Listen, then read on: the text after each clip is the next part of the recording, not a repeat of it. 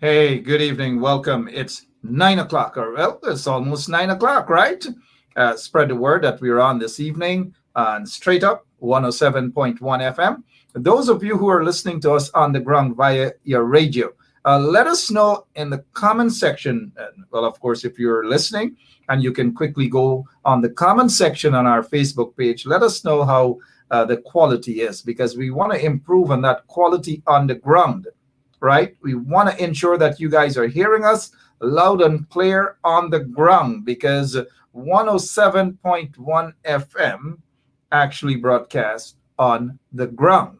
Should be all around Georgetown, outside the outskirts of Georgetown, and so forth and so on. We have our guest this evening. We have a packed program, and we have 1 hour, of which we should get all of those things and information and everything up and running. We'll be right back with Straight Up. Good evening to all of you.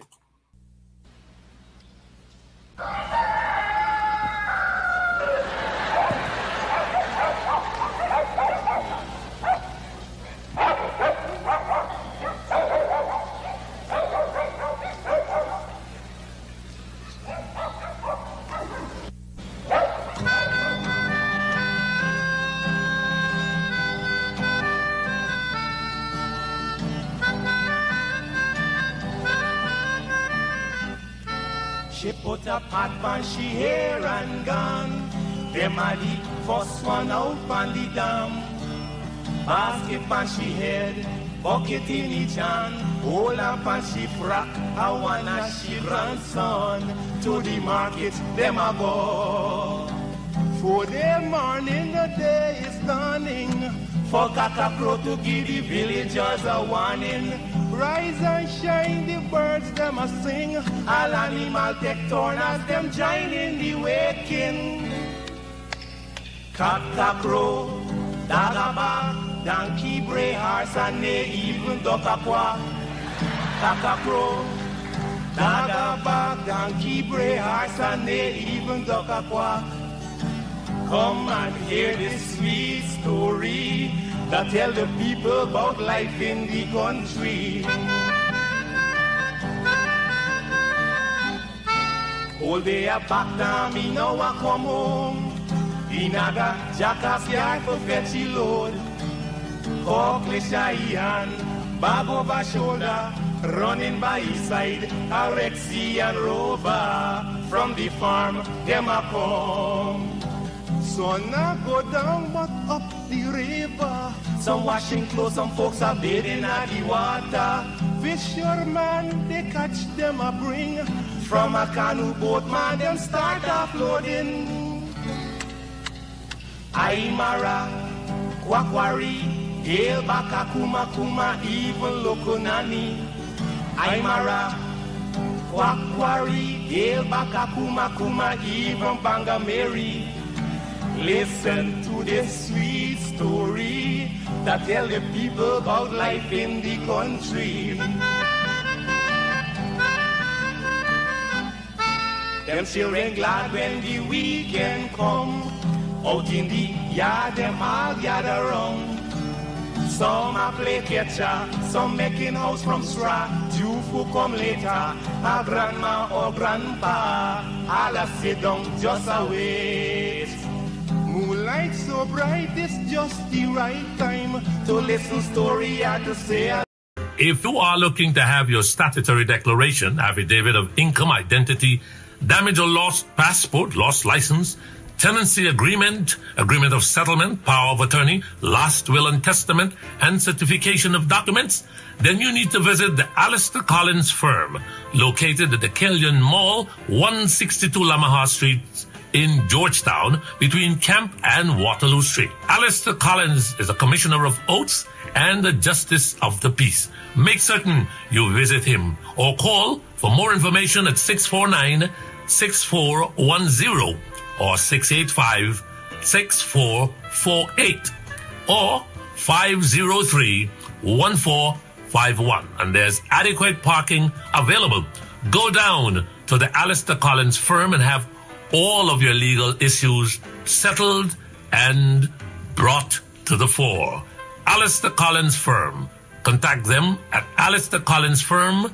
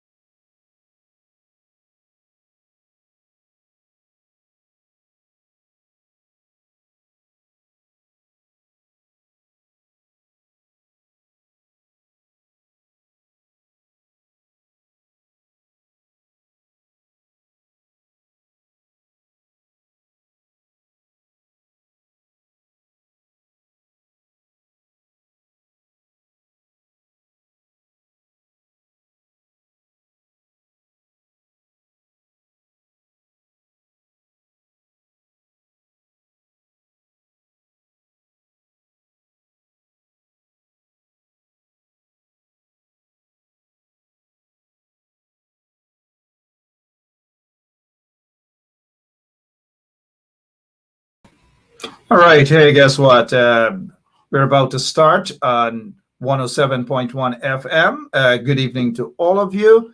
And what is it we have here? We have three guests. We're going to knock a couple of them out as quickly as possible. They're all not going to be long. As our main guest, though, we'd like to say all of our guests are special.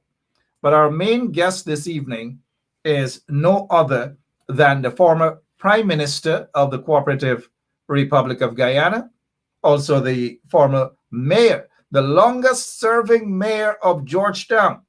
I repeat. Anyways, he took my job a couple of years ago. He wasn't coming out of the seat. I'll ask him about that again. Mr. Hamilton Green is with us this evening.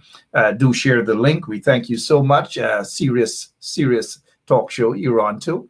And for those of you who are on the ground listening to us by in your vehicles or wherever you are via 107.1 FM.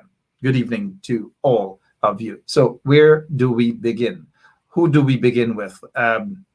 Let us begin quickly with this first guest, Rayana Lewis. Rayana Lewis. She is with us this evening. Miss Lewis, how are you doing? Good evening. Good evening. I'm fine. Thanks for asking. All right, good to have you. Quickly, before we get into a couple of minutes as to why you're really on this show this evening, it's for a good cause. Give us a quick background as to who Rayana Lewis is, please. Rayana Lewis is a former teacher, a current employee of the National Data Management Authority. I hold a diploma in Spanish, a diploma in Portuguese, a diploma in public management, a degree in international relations, and I'm about to pursue my master's in public policy and administration. All right, sounds to me that you should have been one of the candidates for the PNCR. Oh, sorry, because some of these candidates love to talk about their academic credentials and so forth, as though that is the only requirement. But glad that you have summed that up in a nutshell. Let's quickly talk about why you're here tonight for a few minutes. I have invited you to talk about this program that you have, which it has already started since October 9th. Congratulations. Right. It says here, lessons are free of cost for CXC students. Explain the reason behind this. And it's in the East Rumvelt, Georgetown area, Mango Lane. Tell our listeners why this and what it's about. Well, since the COVID pandemic began, a lot of students have been out of school. The online classes, I've had students complaining that they don't focus, the internet connection is bad, and so on. Apart from that, of course, the pandemic brought financial constraints on parents. So I decided that as a teacher, I can offer CXC classes to students free of cost. I would have reached out on social media, and other teachers offered to volunteer their time also to come and teach the student. The aim is to give every student who attend our class a fighting chance at passing CXC. It's not difficult, but I know as a teenager, there with so many distractions. So we would just like to, educate and help them in any way that we can so that they can just pass these subjects. In a nutshell. So it's kind of like folks within the community coming together to do something to help kids in the community. That's what it's about. Yes, in a way, but it's not limited to East Rumvelt community. Yeah. Any student from any school in any park, once they can make the lesson, they're more than welcome to join us. And this is free. Yeah. Yeah, it's free of cost. Yeah. So we have a teacher coming all the way from the East Bank to teach in East Rumvelt. All right, and this is to prepare the kids them for CXC. For CXC next year, CXC 2022. Yeah, correct. And the minimum amount of subjects those kids can write are allowed to write is 5, right? 5 subjects, correct. Yeah. Have you been able to get what's the cost of one subject? Well, based on what I just find out, the first subject will cost $8,300, and every subject after that will cost $4,700. Okay, and the minimum amount of subjects that they can write is 5. 5 subjects. All right. I hope, because they have a lot of talented kids, sometimes their parents can't afford to have them write some subjects and so forth and so on. But remind me later, because through the Ben Sharp Foundation, we would like to sponsor at least 2 kids who are writing the CXC subjects, at least 2. And please do remind me later. But I'm sure that there are other there are folks out there who would love to do something, because it takes a village to raise a child, and we are all part of that village. Hence, it makes us all villagers. What are the contact numbers if people want to, or maybe teachers who are watching this program here tonight? Okay, they can contact me on 681-1803, or they can contact Melissa Koch on 603-9887. All right, the numbers are there. We will be carrying this flyer for a couple of more days right here on 107.1 FM. Let me take the time to congratulate you and congratulate the other teachers. Nothing is wrong with volunteering time. 1 hour, 2 hours. If there are teachers out there who are watching this program and they reside in that particular area, east from Velt, west, or wherever in Georgetown, give back. This is how you give back. And if I were a teacher, trust me, I would have been giving back. Be right there in that classroom. Congratulations to you, because it takes a village. It takes a village. Anything else before we go that you'd want to talk about? Yeah, just to emphasize, I'm urgently in need of a mathematics teacher. This is the most urgent need that we have right now. So if you're a maths teacher and you can volunteer an hour or 2 on the weekend, please reach out to me. All right. If you are a math teacher, I'm not sure. We have a former prime minister, former mayors on with us this evening. Do you know anything about math, Mr. Mayor? Not at all. I'm not in the teaching profession, and I don't want to venture in an area after leaving school for so many years. Maybe one of these days you can drop by and talk some. Techniques have changed, and the curriculum is quite different. In my days, maths meant algebra, geometry, and arithmetic. All right. By the way, Miss Lewis, today happens to be the former prime minister, former mayor, the longest serving mayor of Georgetown. Today happens to be his 18th or 17th birth anniversary.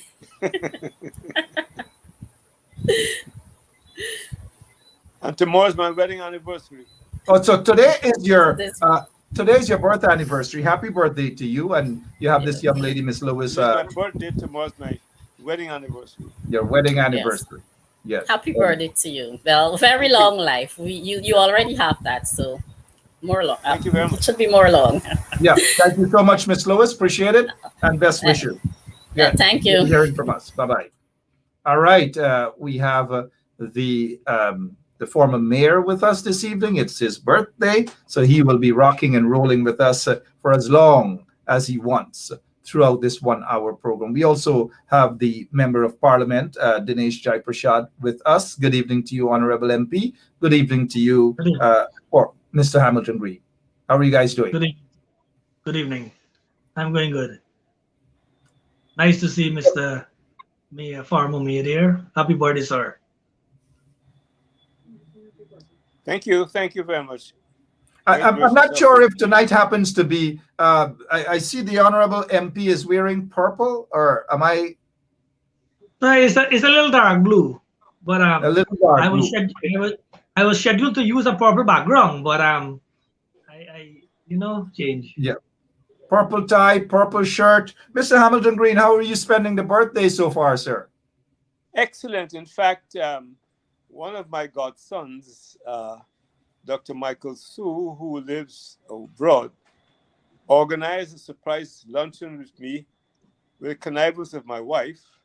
So I came in from an assignment, and there they had everything well laid out, and it was quite a bit of a surprise. What a surprise indeed. And again, I must say that I'm happy that you have taken time out of your busy schedule, especially on this special day, to spend some time with us here at 107.1. Well, I've just finished an hour with my 11 children. The last girl organized them. So they were there all together and using technology. One girl is in Antigua. 2 kids are in Atlanta, one in California. one in Texas, one in New Jersey, one in Manhattan. So they all got together there, and it was an exciting time for me. Exciting indeed. The younger one, please do give her my regards. Yes. Do give her that. How is she doing in school, by the way? Okay. Not bad. She's studying now some technology. I'm not too clear about it. Something with computers and that kind of thing. So she's working and studying at this moment, and she's in New Jersey at the moment. Okay, good. I recall the program with the kids from Jamaica, as I said, all over the place: Jamaica, Antigua, U.S., etc., etc. I recall when she was younger, and I was doing taxi work for you when Suba took away your vehicle or something like that, and you called me to give you a ride, and I think we were moving around in some car of yours, or you picked me up or something, and she asked me, Mr. Benchop, what is that in that black bag, that black plastic bag? I said, jail clothes. Jail clothes. I'm always ready. Jail clothes. Again, give her my regards. Let's go over to I certainly will. Member of Parliament, Honorable MP. How have you been, and what's going on in your region, sir? Give us the 411. Good night again, and to all the viewers, listeners everywhere. Thank you for tuning in. Please share the link and spread the word so that we can be able to reach as many people as we can. It's a privilege to sit on the same platform with former Prime Minister, former Mayor, Mr. Hamilton Green. Sir, good night to you. Happy birthday. Happy anniversary and best wishes. Ensure that you pass down the blessings so that we young people can live up to the senior age. I don't want to say old, but the senior and mature age that you are enjoying now. As a youth, I look at you while you were at your peak, performing duty as Prime Minister and Mayor. So, hats off to you. Thank you for your service for the Cooperative Republic. You have done well, and we know that the young people looking this program, listening to this program, will say that yes, you have done your part, and Guyana is always indebted to you. So, thank you. I feel a sense of achievement to sit with Mark. Thank you for affording me the opportunity that I can sit. So basically, for Region 6, we have had some bad things happening. We see that COVID is on the rise, crime is on the rise, maternal death at the New Amsterdam Hospital on the rise, and basically things not happening good for us in Region number 6. Sooner rather than later, the floods will be back on us because we are not seeing any drainage or irrigation work being done by the RDC, NDC. A few that is being done are just topped up, and we know that December, January rain will come again as customary, and the people, we are not prepared for this. So if you want me to touch on any specific area, you can, identify and we can take it that. All right. We will get to you in just a minute. Let's get back to the birthday man this evening, the Honorable Hamilton Green, with us on his birth anniversary. People are asking how old you are. I'm not going to be letting the cat out of the bag. I'm not going to be saying, but what I can say is that Mr. Hamilton Green looks good for his age. I'm not going to say whether you're 86, 87, 88, 89, or whatever. It's up to you. What do you do? My age is no secret. I'm 87 today. I knew that, and we all knew that. 87. What do you do to keep yourself fit and looking as young as you're looking? Well, my wife is in charge of that department, keeping me. I expected that. I expected that. I expected that response from you, Mr. Hamilton Green. As you look around the country, what's happening? $9 billion plus dollars.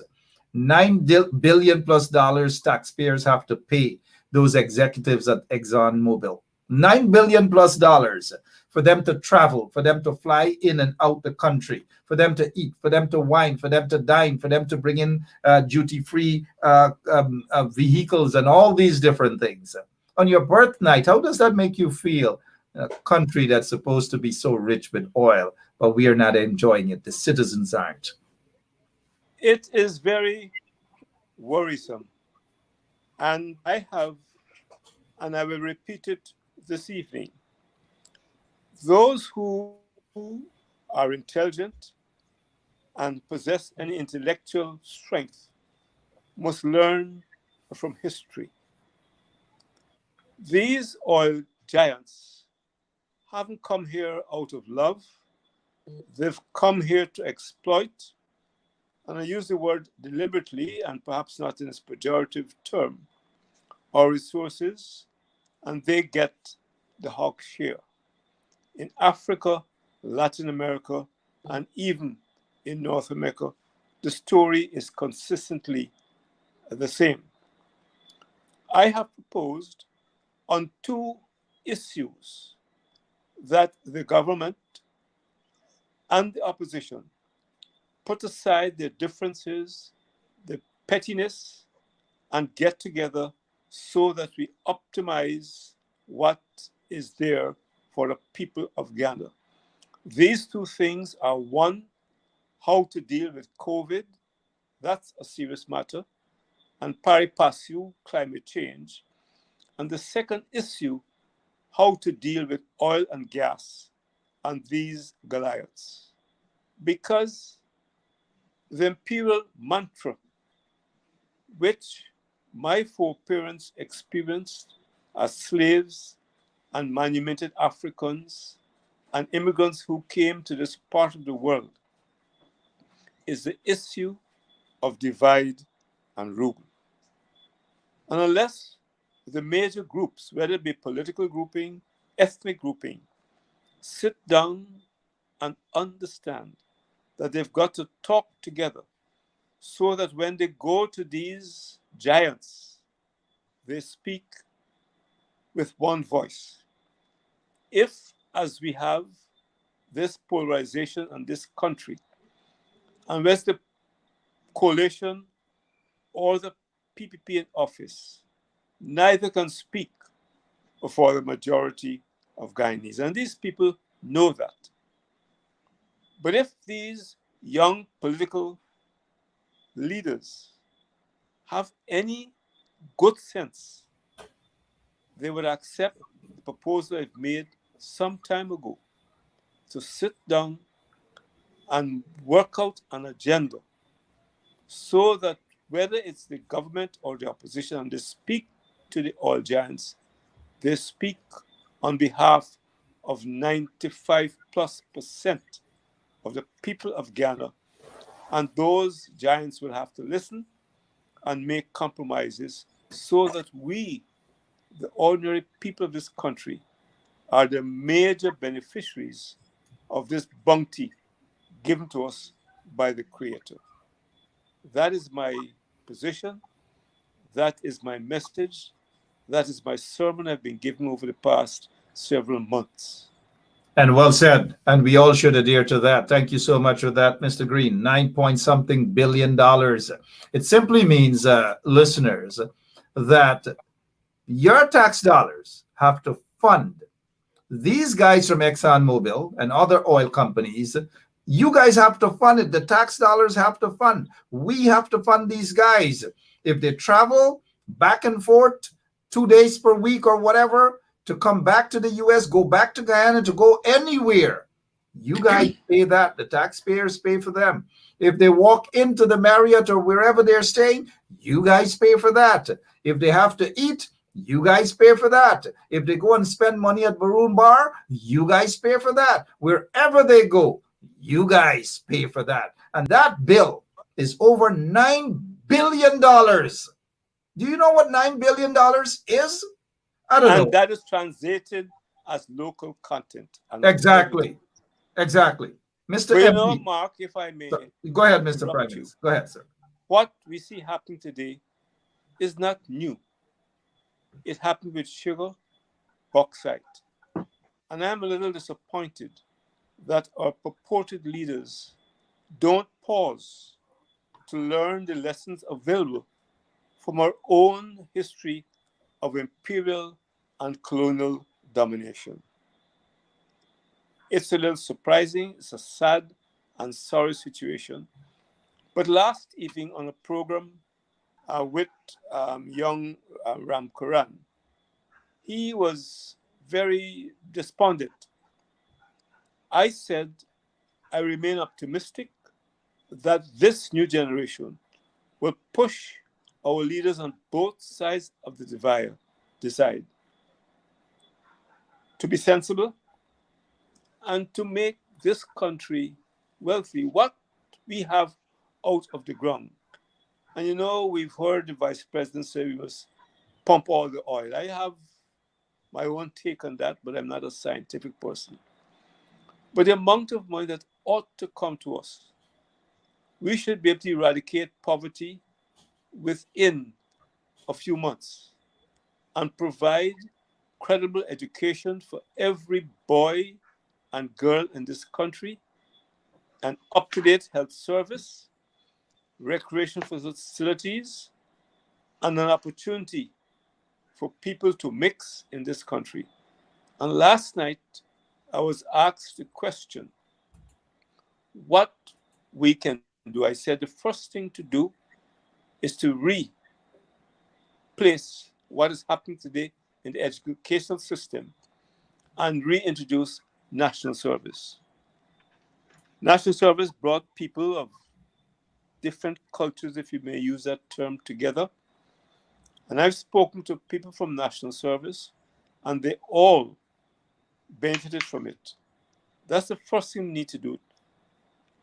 I told the other speaker on the panel last night, these constitutional changes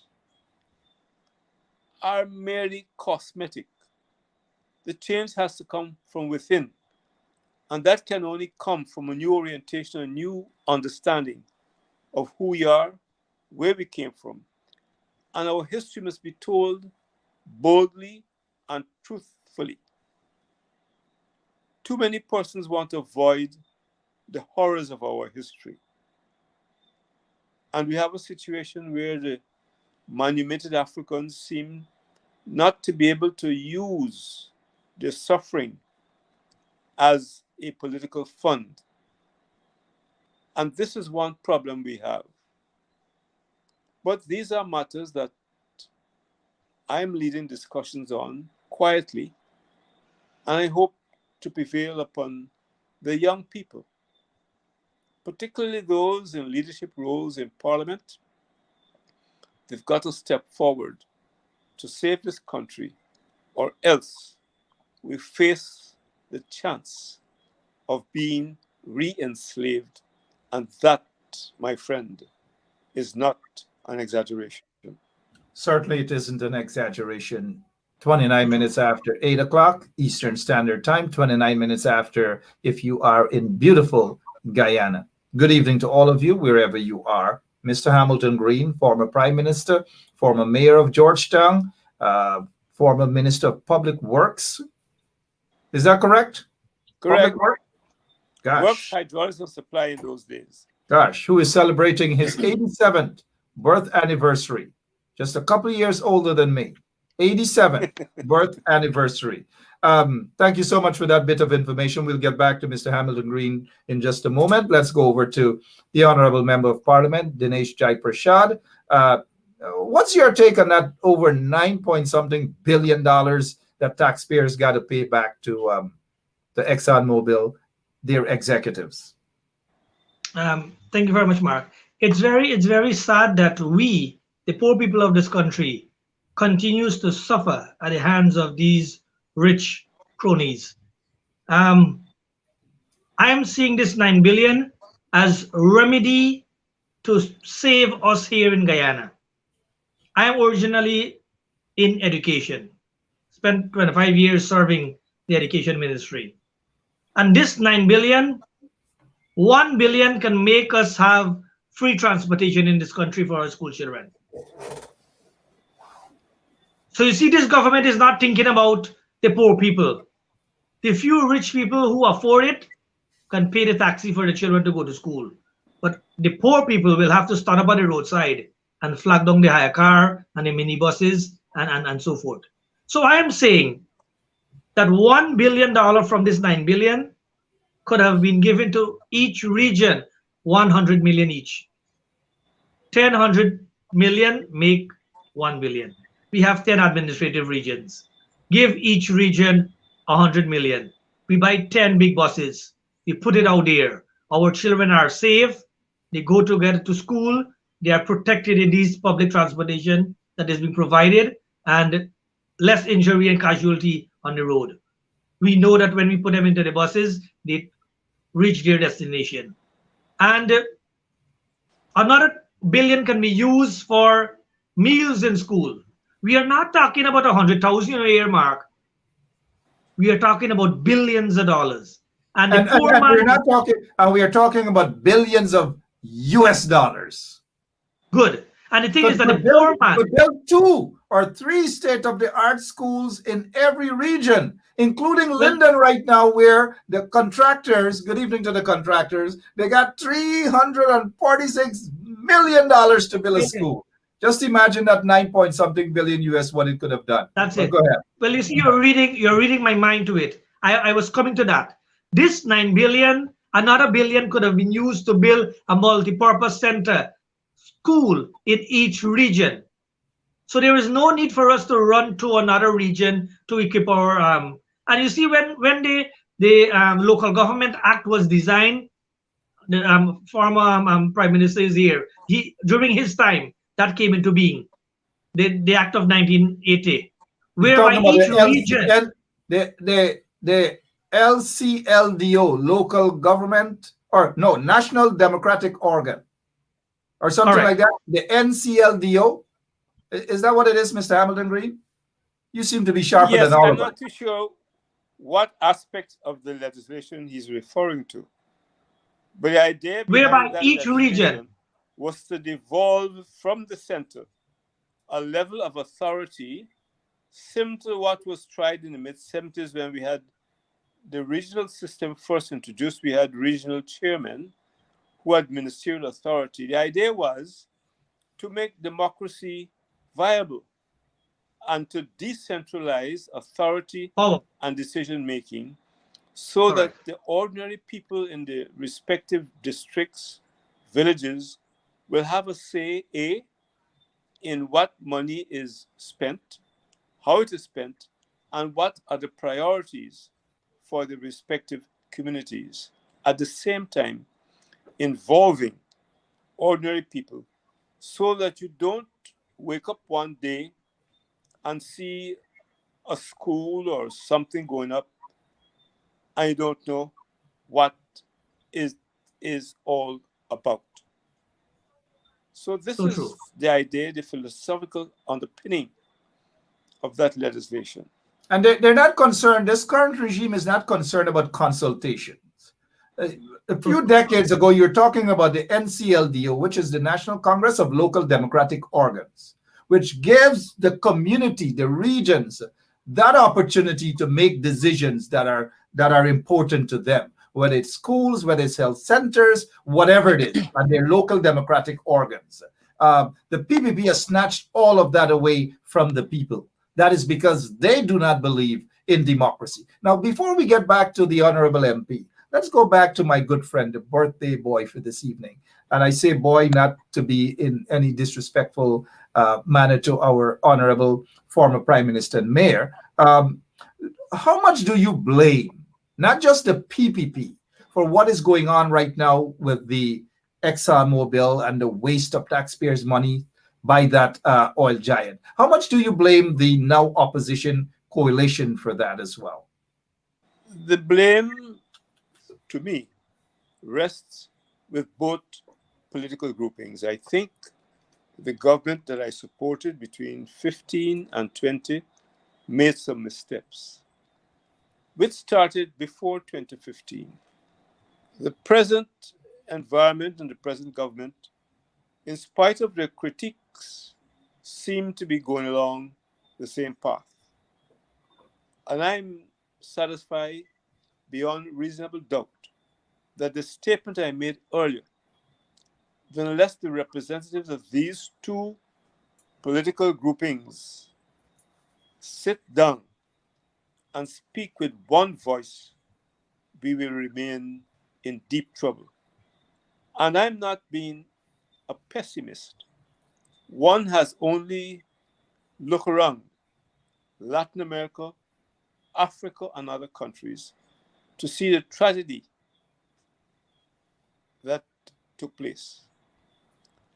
Our neighbors next door helped us for years.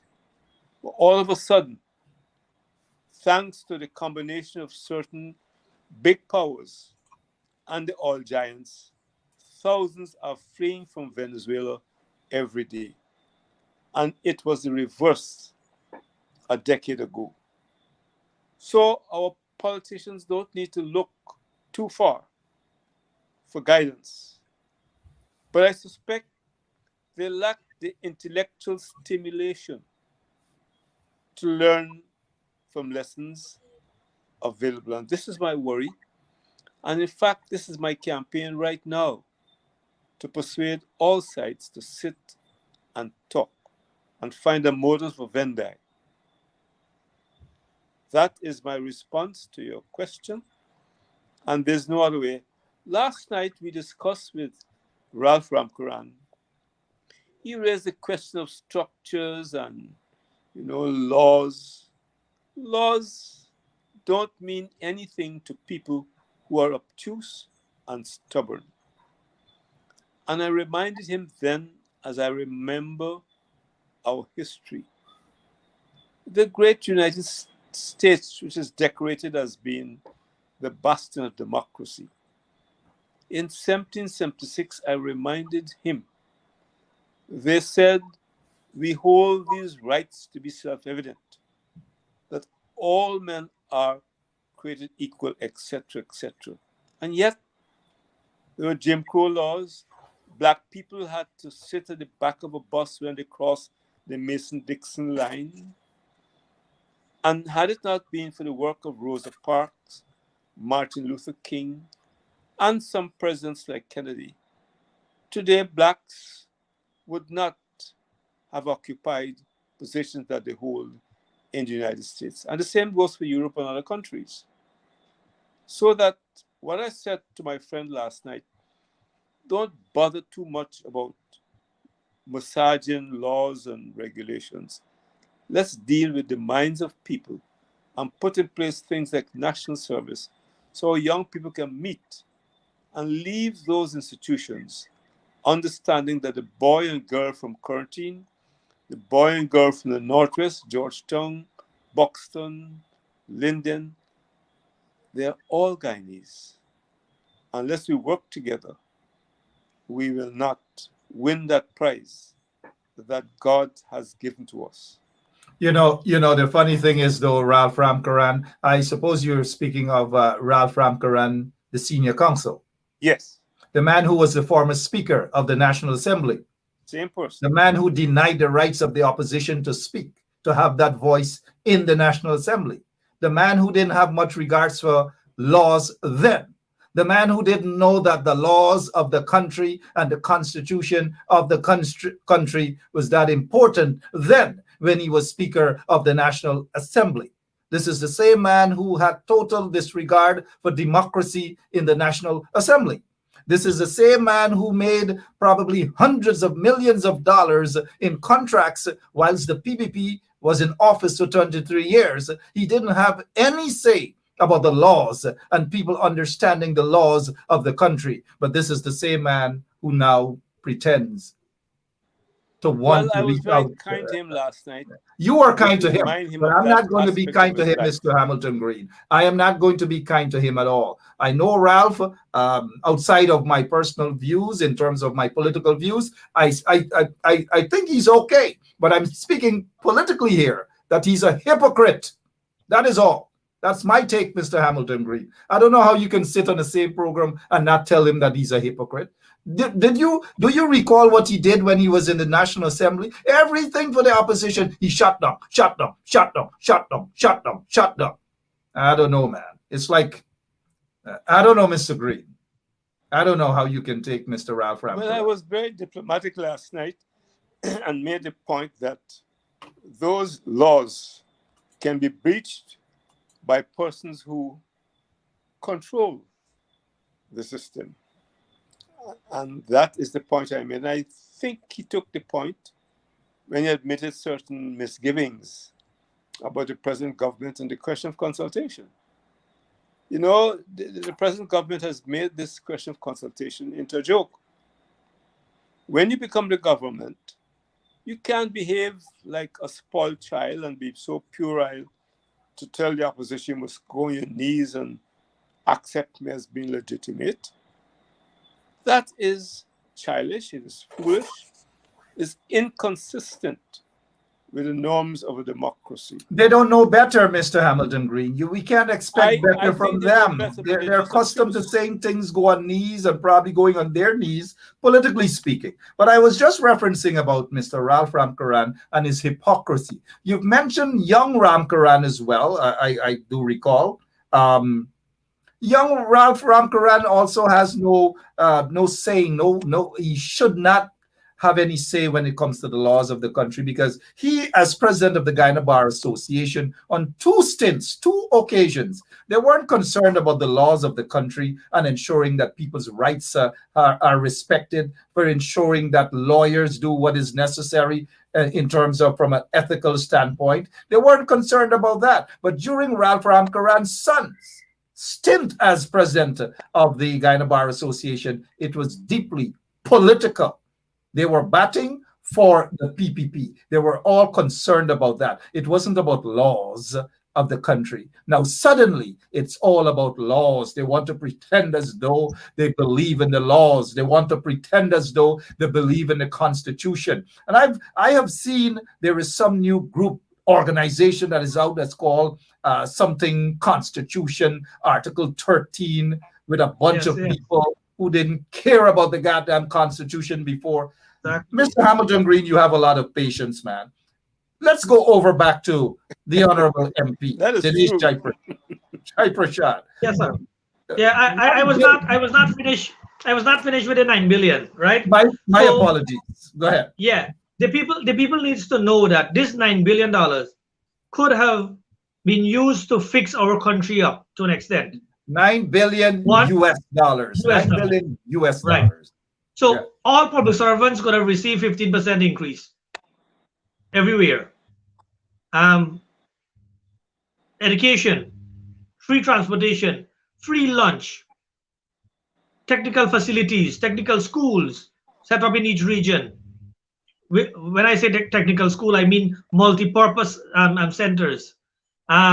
We could have some halfway homes, shelter for battered women, abuse victims.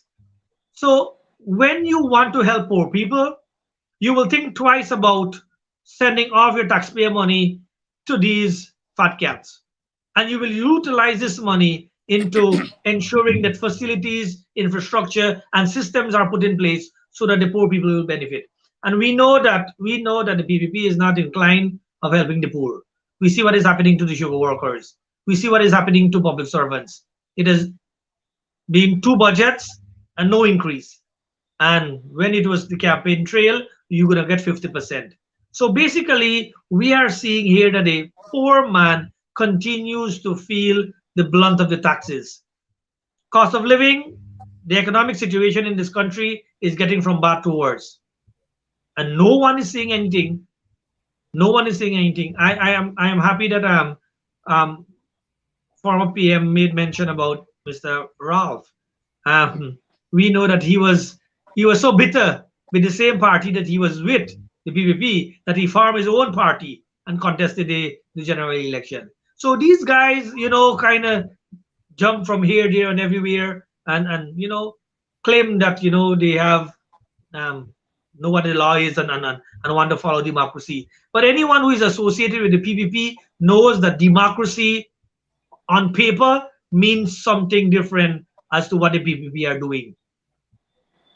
It is a two-phase democracy in this country.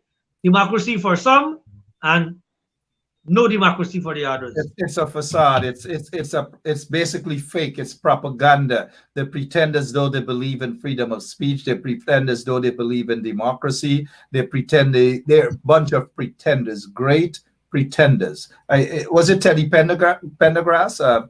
Do you know those oldies, Mr. Hamilton Green? Teddy Pendergrass. I am the great pretender. Someone of our listeners. I don't know who it is, man, but. But let me ask you this. Go ahead, Mr. Green. You're about to say something. No, I said that the MP is right, but I repeat what I said earlier. In 1953, our intellectual giant and leader, Forbes Burnham, opted for the Ministry of Education because he understood the importance of an educational system which brought together people, not artificially, but in a real, sustained way, so that the children of this country will grow up without the prejudices we inherited from our erstwhile colonial masters. And this is where vast sums ought to be expended, not building schools, but building the human infrastructure in the form of teachers, laboratories, playing grounds. I said once, every school in this country should have a music teacher and some pianoforte or some musical instrument, so children grow up cultured, not as we have today, trying to get X subjects which they think is the beginning and end of it.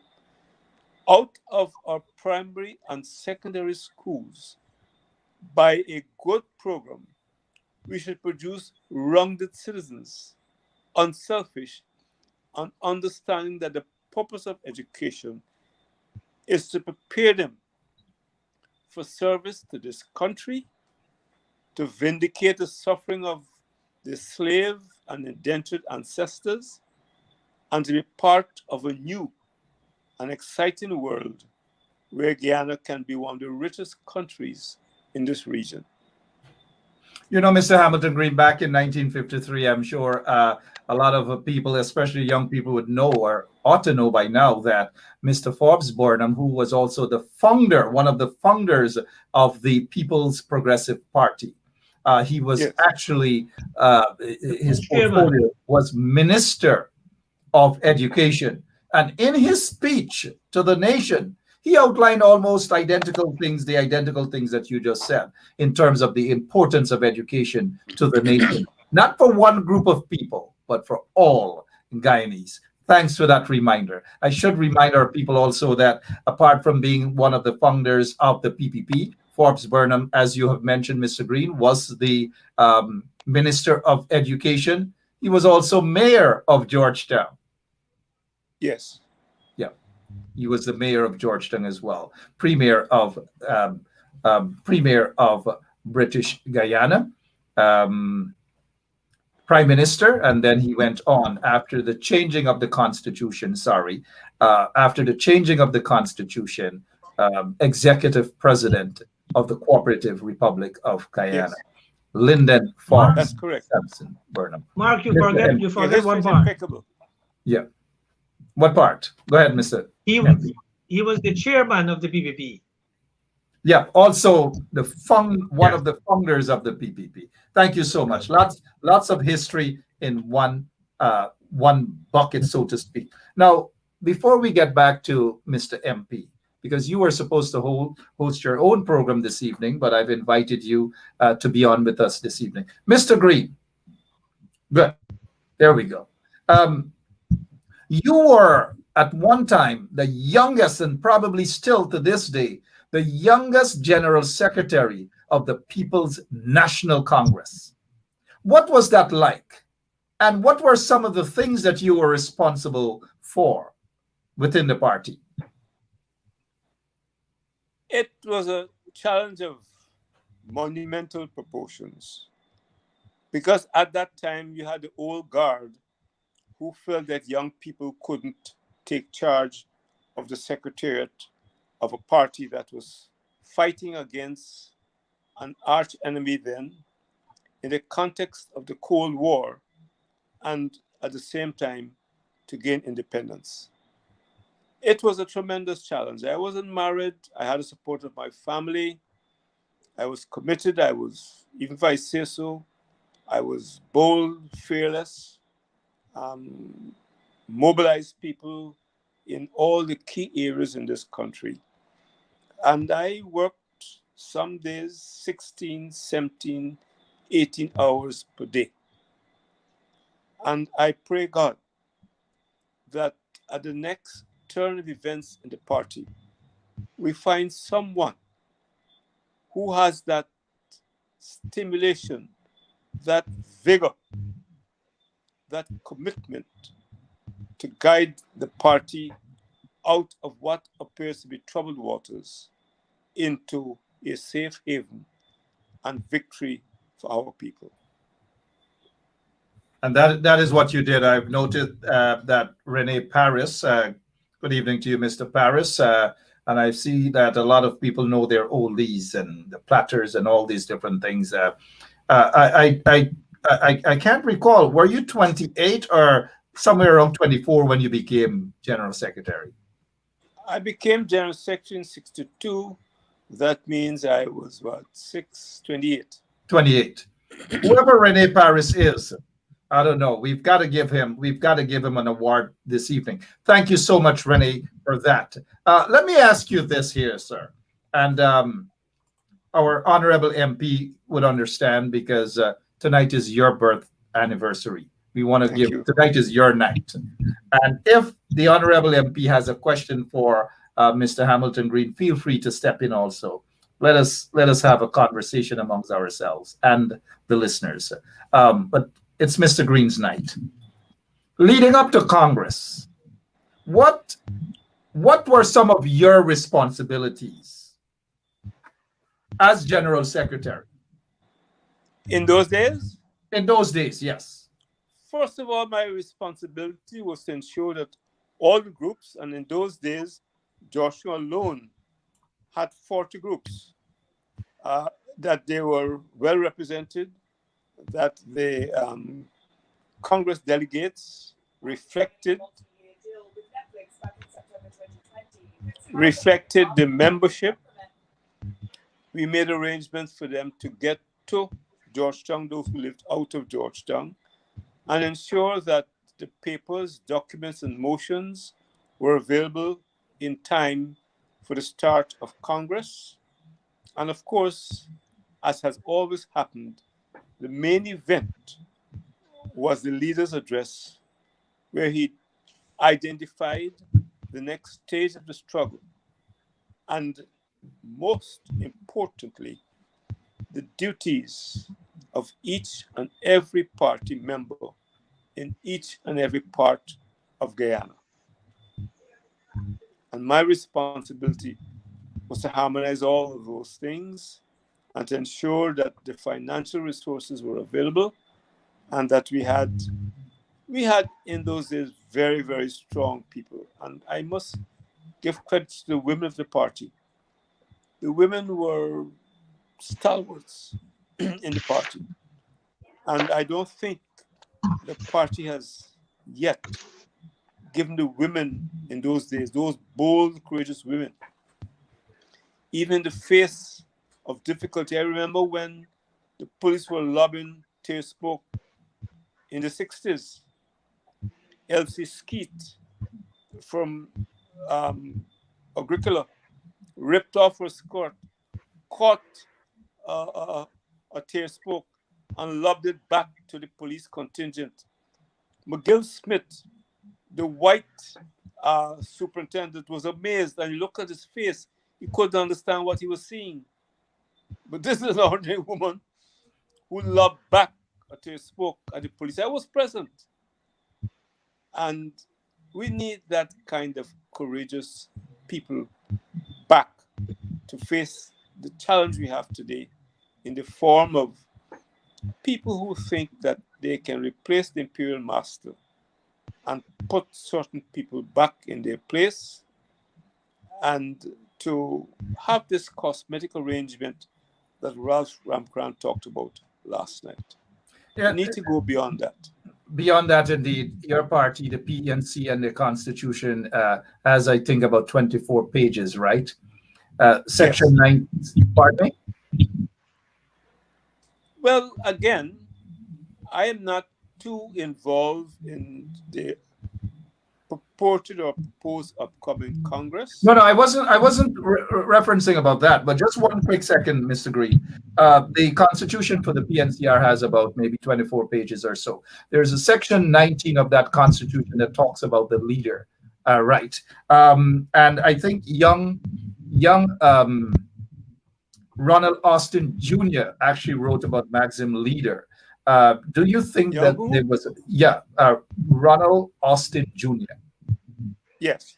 He spoke about that leader. Do you think that during your time, actively involved, when you were actively involved in the party, that anyone could have challenged the leader, who was then Fox Burnham?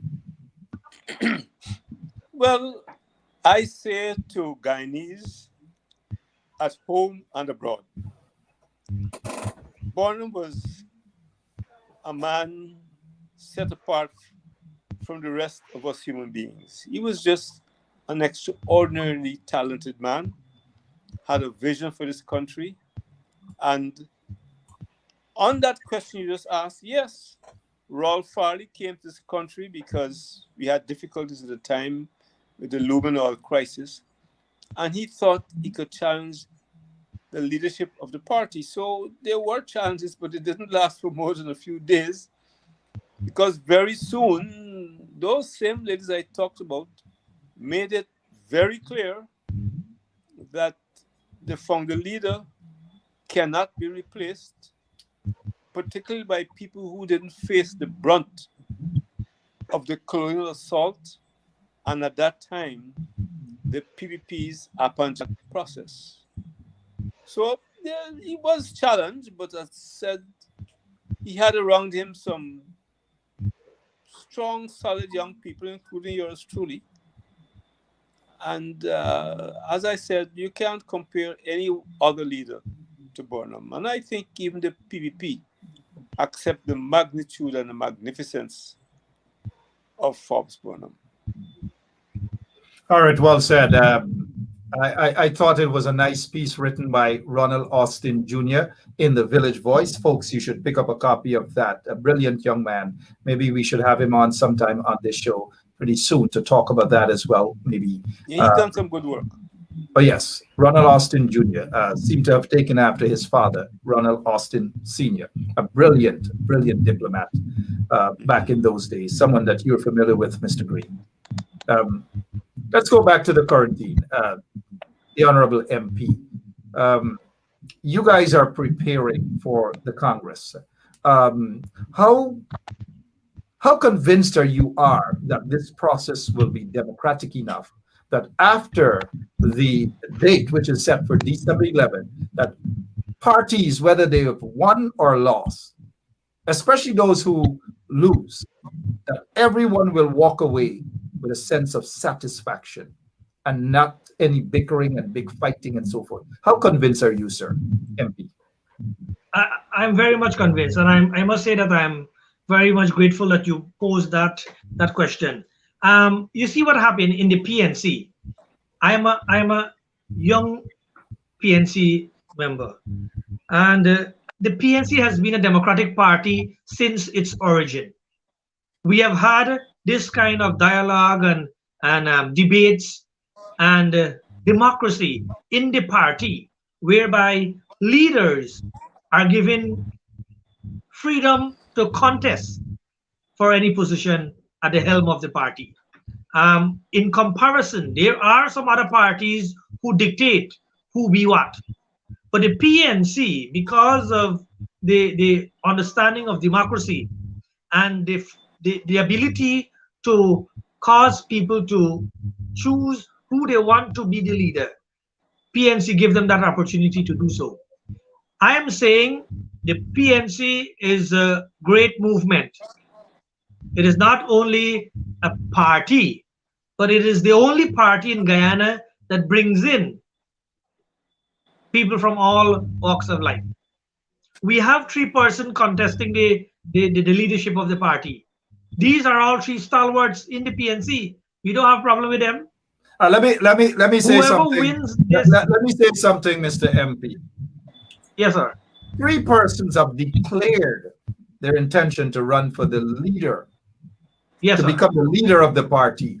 On the 11th of this month, which is 2 days from now, we will know whether others are going to be nominated or not, and whether that number from 3 will increase. We don't know as yet. But for now, we are seeing these 3 persons. From the grapevine, we are seeing that it will increase, but we are just hoping that it remains a 3. But that is the democracy that we are talking about. The more the merrier. The more the merrier. We want to see more. I want to see more. I want to see more. But go ahead, Mr. Exactly. MP. So I am saying after the 11th of December, when a new leader will be elected, these are the candidates will support, because PNC is far more larger than any individual. PNC is a party, a movement that will take this country to the next level. And that is what we need to work. It is good to debate. It is good to tear up your opponent. It is good to bring your proposal to the light. And this is what the PNC has encouraged all its life. A candidate must bring to the fore what are the plans that he will have for the next 2 years. And this is seen in the international, in the local and international arena. As you know, we're fighting one another.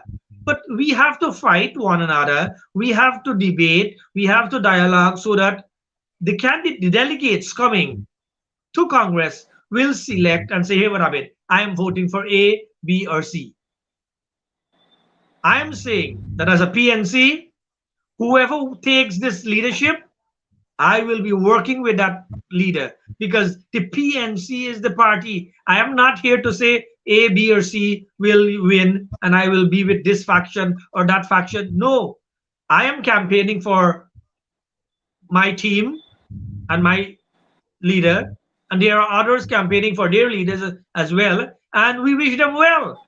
But we know that at the 11th, on the 11th of December, whoever becomes the leader, all these other teams will continue to pledge their support, because PNC is a big movement that is more than us individually. That is my take, Mark. And I appreciate that so much. I really do. Let's get back to Mr. Hamilton Green. We have seen some bickering. We have seen some mudslinging and so forth. Something that probably wasn't PNC like back in your days. What is your take on some of the public mudslinging against each other? And what would you probably Mark, say about that? Let me first, Mark, compliment the MP who just spoke. He was succinct, and I can compliment him. Very well put. I couldn't do it better myself. To answer your specific question, let me go to the next level.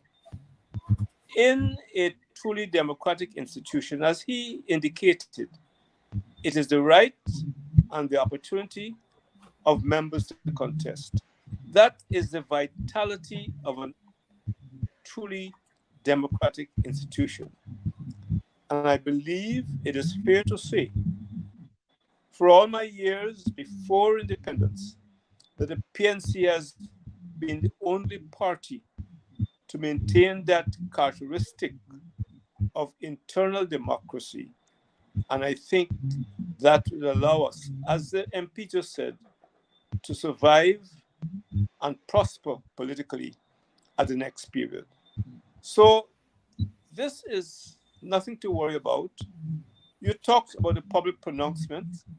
I understand that efforts have been made or are being made, I'm not too sure, to prevail upon the contestants, whoever they may be, that there should be certain rules of conduct, and that to keep the party's matters as an internal matter and not externalize it.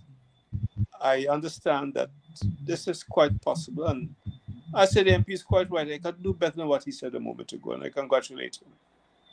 All right, well said. 5 minutes after 9 o'clock, that's Eastern Standard Time, 5 minutes after 10 o'clock in Guyana. We don't want to hold up the Honorable former Mayor, Hamilton Green, former Prime Minister, and so forth. It's his birthnight. I know Dr. Jennifer Bastille Green is probably looking at you and showing you this cut off. Yeah, she's waving frantically. Cut off, and time to go, right? I understand that she has some cake for me, which I'm looking forward to having. Yep, I can tell that. By one of my godsons, a surprise, as I said, and the connivance between he and my wife. A very pleasant surprise luncheon today, and I want to thank him, Dr. Michael Sue, for his really magnificent effort. And All Jenny right. for keeping things together. Yep, I can tell. I know her so well. Years now I know her, your wife. And I can tell what she was doing there, showing signs, time to come off, time to this. But give her my regards, man. And tomorrow and she was in the yard since 5:30 this morning. She's a big farmer these days, and she's fighting against the bad weather we've had. The bad weather indeed. Look, Mr. Green, before we go, I want to refresh your memory. There's a photograph with us protesting in front of the magistrate's court many years ago when those three persons were charged with treason, that trumped up treason charge against Carol Ann Monroe, Bruce Monroe, and the other Army officer. Memories, huh? Memories. Well, send me a copy of that photograph. I have lots of photographs. I have more, but I don't want to show the people. I have more with us. Good photographs. Well, we're waiting for you to write that book. What's going on? I've been delinquent on that, and I would like you to persuade my better half that she needs to anchor that process, because I think, particularly with the nonsense I see happening, that I need to continue that work of writing to set the record straight. Because we need to bequeath to our young generation the realities of life in a colony where there's less than 1 million people and that has been ravaged over the years by the imperial masters, whose attitude to us have not changed. Has not changed at all. Mr. Green, before we go, I want to give you this opportunity. Your closing remarks, sir. I know it's your birthnight. You've got to go. But before we get to your closing remarks, are you optimistic that things are going to go well and the elections at Congress should be held on December 11th, that everything will be transparent, even during this pandemic period, sir? How confident are you? I believe that the party has overcome crises of one type or another. Because I'm one of those who lived through the late 50s and 60s, I am confident that we shall overcome and become the dominant political entity to lead this country forward in the next period of our national life. And I believe that our effort to bring unity will be successful, and that the young people in and out of Parliament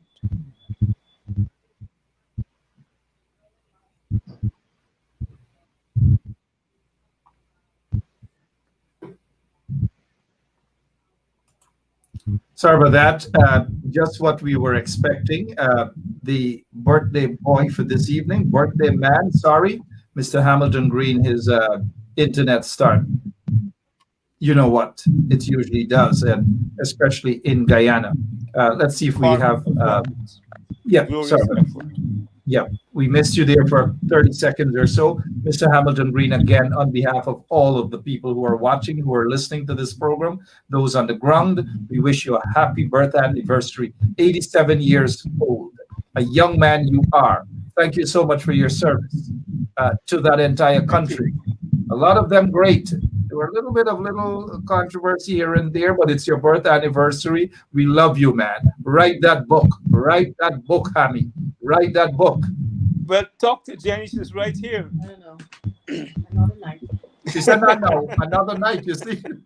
Tell her happy wedding anniversary. Happy wedding. I'll call you guys tomorrow. Thank you, Mr. Mayor. You see? Oh, look. Time to go. Time to go. There goes that hand. Thank you. Thank you very much, Mr. Mayor. We appreciate it. Time to go. That's it. That's it. Dr. Jennifer Bastille Green. Time to go. She wants her husband. It's his birth anniversary. They got to go cut that cake.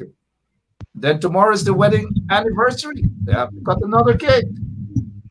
Mr. Hamilton Green, there for you guys.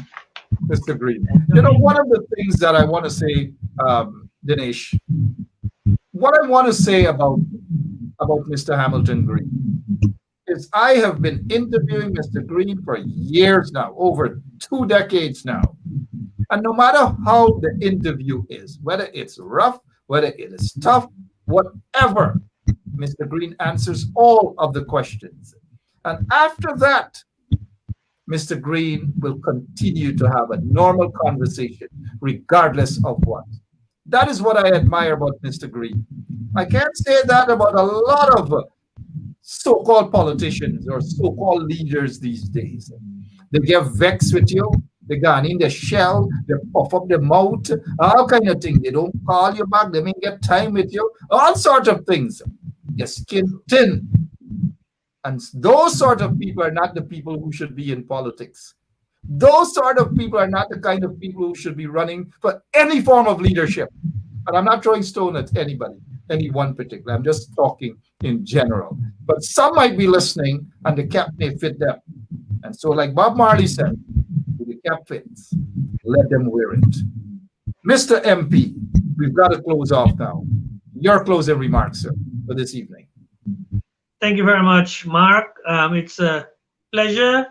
I am happy to sit tonight with the Honorable Hamilton Green, former Prime Minister, former Minister, former Mayor, someone who has served the people of this country and served the party, our party, my party, People's National Congress, for quite a number of years.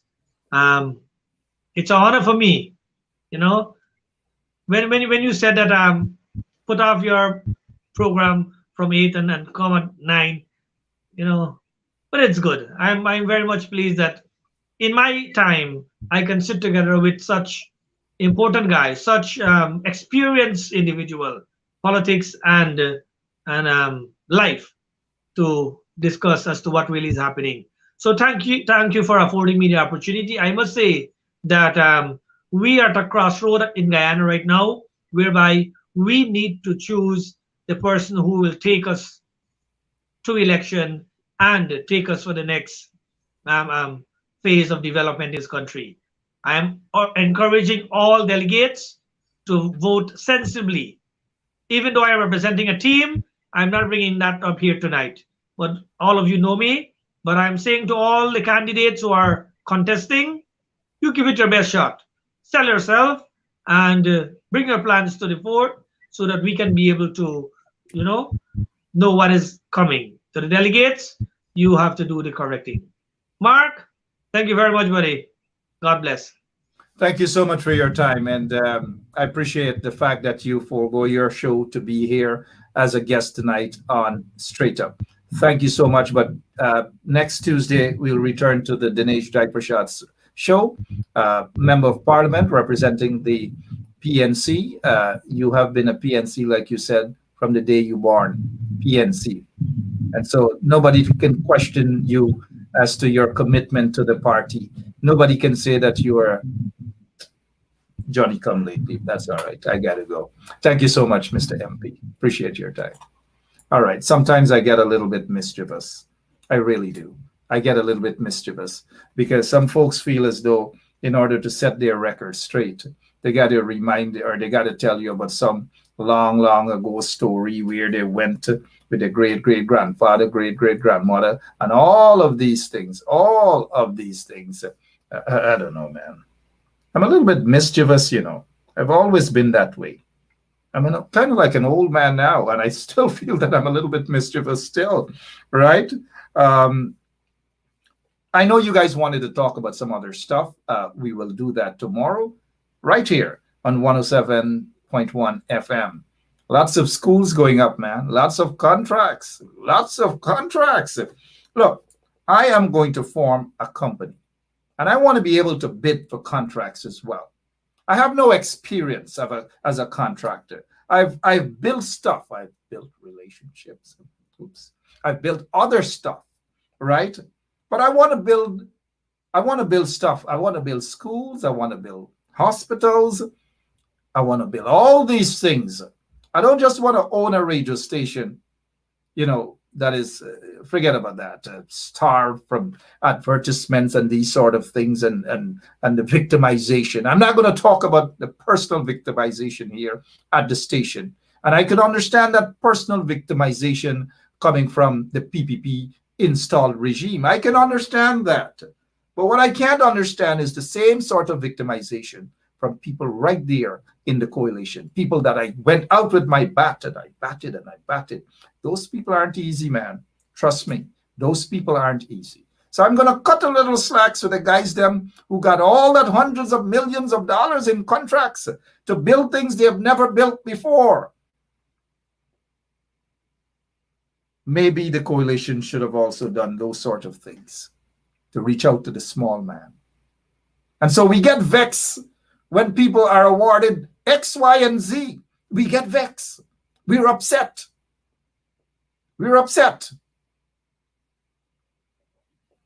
I don't know. The coalition should have done far more. It's not that they haven't done anything. They have done a heck of a lot. But they should have done far more. The hustlers are out. And the hustlers will do whatever is necessary to survive. My only problem is I don't want the hustlers to pretend as though they mean well politically. They don't mean well politically. It's all about a hustle. That is what it's about. Wayne Peters is saying maybe it's too late. Afraz Osman, good evening to you. I do not believe in drinking soup at all. But I will go out and I will form. I notice Lemon, the operator, he's always ready and willing to go. Maybe one of these days we'll fire Lemon, showing me the sign that we've got to go. But before we go, Lemon, maybe we should form some sort of organization a company where we're able to bid for contracts as well. We don't want $346 million alone because that's, we don't want that. We want $1 billion, $2 billion contracts and all these things. Remember how BK became a contractor? BK was basically a nobody. He's a billionaire right now. Sorry I mentioned BK and I didn't say goodnight to my good friend Joseph Harmon, who's yet to call me to come on the show. I mentioned earlier, Mr. Hamilton Green, no matter what you say, no matter what questions you ask him, he's always willing and ready to be interviewed. Kudos to Hamilton Green, man. Kudos. Sad enough, a lot of these politicians, some are running for leadership of the party. They're very thin-skinned. They're very petty. They get vexed really quickly. I wouldn't even dare go near to putting an X to support leaders like that. I'm not calling any particular names. Some of them are running for the leader of the party. Some are running for chairman. Some are running for vice chairman. I don't know. I wouldn't even put my X next to some of those names. That's just my opinion. Happy birthday again to Hamilton Green. Sorry, I just had to be a little mischievous. Here is Hamilton Green. I got to send him some photographs taken years ago. I still have a lot of photographs there with Hammy. I'll send him maybe as soon as possible. I'll put some of in an album and I'll give it to Hamilton Green. Happy birthday to you, Mr. Hamilton Green, and to all of you, every single one of you who are listening to us. Every single one of you. Every single one of you. Good evening. I can't call all of your names. Colleen Isaacs is saying bench up plumbing. I should start a plumbing company. Bench up the plumber. Are you thinking what I'm thinking? Bench up the plumber.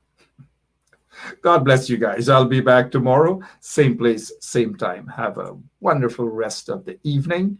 And this is for all of you. All of you. You know my favorite song. This is the only song that I can play without copyright infringements. The only song. So I'm going to play it for now. Bye-bye.